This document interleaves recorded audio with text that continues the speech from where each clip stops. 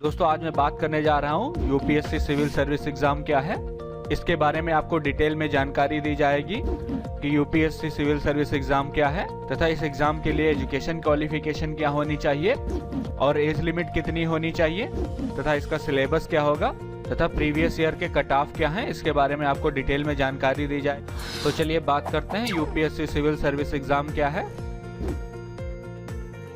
UPSC का पूरा नाम लोक संघ सेवा आयोग है, जिसके द्वारा जो है सिविल सेवा परीक्षा आयोजित की जाती है। और सिविल सेवा परीक्षा जो है एक राष्ट्रव्यापी प्रतियोगिता परीक्षा है।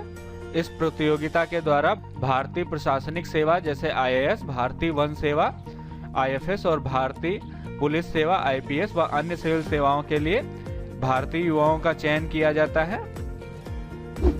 प्रत्येक वर्ष यूपीएससी द्वारा निम्नलिखित सेवाओं में अधिकारियों के चयन के लिए भर्ती परीक्षा आयोजित की जाती है। ये सेवाएं इस प्रकार हैं: all India services, group A services और ग्रुप बी सर्विसेज।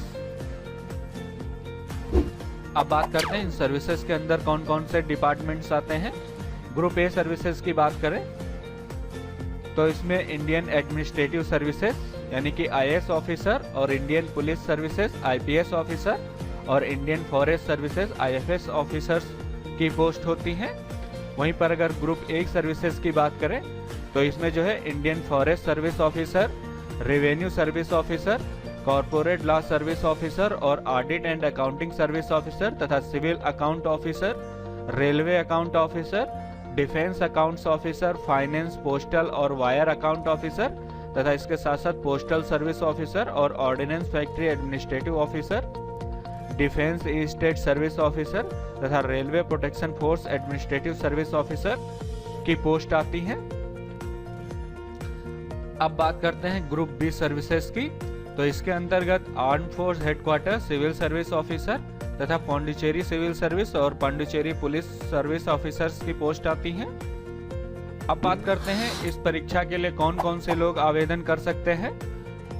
तो बात करें एजुकेशन क्वालिफिकेशन की तो यूपीएससी सिविल सर्विस परीक्षा के लिए अभ्यर्थियों को केवल स्नातक यानी कि ग्रेजुएट पास होना चाहिए। इस परीक्षा के लिए किसी विशेष विषय से पास होना अनिवार्य नहीं है। इसके लिए सभी छात्रों को केवल स्नातक पास होना चाहिए किसी भी विषय से।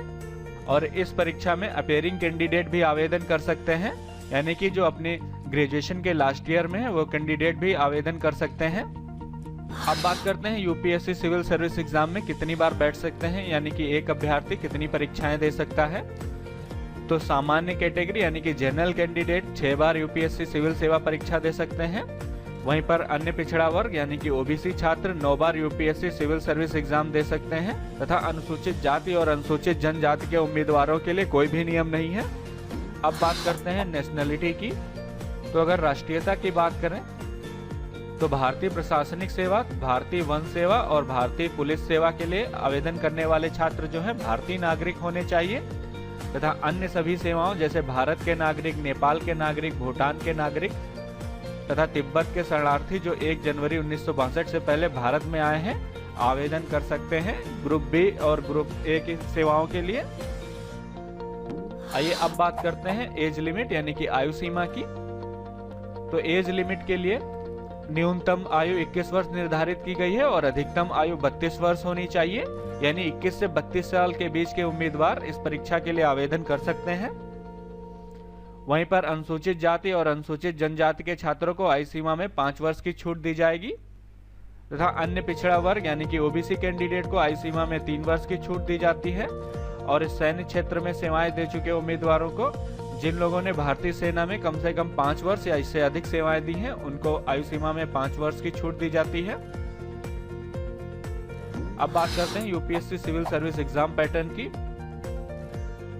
तो यूपीएससी सिविल सेवा परीक्षा जो है 3 चरणों में होती है। प्रथम चरण में प्रारंभिक परीक्षा होती है, द्वितीय चरण में मेंस परीक्षा होती है और तृतीय चरण में जो है आपका साक्षात्कार यानी कि इंटरव्यू होता है।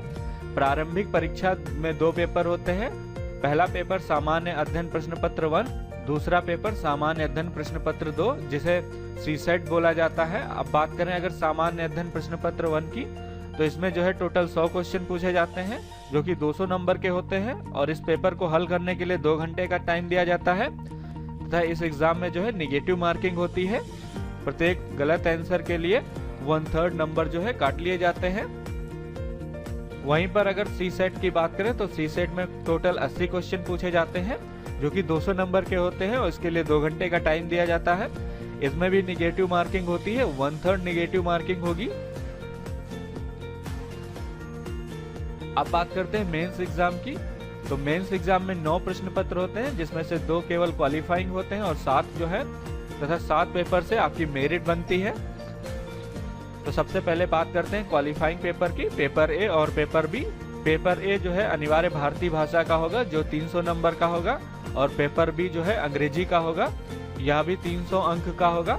अब बात करते हैं पेपर 1 की। पेपर 1 जो है आपका निबंध का होगा, इसमें आपसे निबंध पूछे जाएंगे जो कि 250 अंक के होंगे। वहीं पेपर 2 जो है सामान्य अध्ययन 1, ये 250 अंक का होगा और पेपर 3 जो है सामान्य अध्ययन 2 जो कि 250 अंक का होगा। वहीं पर चौथा पेपर सामान्य अध्ययन 3 का होगा, ये भी 250 अंकों का होगा और 5वां पेपर सामान्य अध्ययन 4 होगा जो कि 250 अंक का होगा। इसके बाद छठा और 7वां पेपर जो है वैकल्पिक विषय होंगे। आपको वैकल्पिक विषय चुनने होंगे, यानी कि आप अपनी इच्छा के अनुसार कोई विषय चुन सकते हैं। ये दोनों पेपर 250 अंक के होंगे। जो उम्मीदवार मेंस क्वालिफाई कर लेंगे उनको साक्षात्कार यानी कि इंटरव्यू के लिए बुलाया जाएगा और इंटरव्यू के बाद जो है मेरिट लिस्ट बनाई जाएगी। उस मेरिट लिस्ट के आधार पर आप लोगों का सिलेक्शन किया जाएगा।